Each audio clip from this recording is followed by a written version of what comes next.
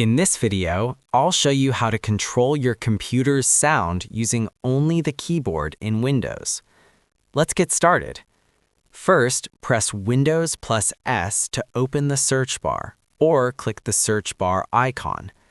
Type SNDVOL and select Open File Location. In the folder that opens, right-click SNDVOL.exe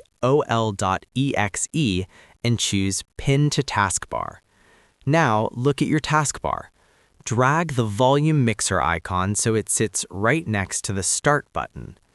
In Windows, taskbar apps can be opened using the Windows key plus number based on their position. For example, Windows plus 1 opens the first app, Windows plus 2 opens the second, and so on. Since Volume Mixer is now the first icon, press Windows plus 1 to open it. Once the volume window is open, use these keys. Press End to mute or unmute the sound. Press Home to set the volume to maximum. Press Page Down to decrease the volume by 20%. Press Page Up to increase the volume by 20%. Press Escape to close the volume window. And that's it. This is a fast and easy way to control your computer's sound using keyboard shortcuts. Otherwise, you have to do it this way. If this tutorial helped you out, make sure to like and subscribe for more helpful guides.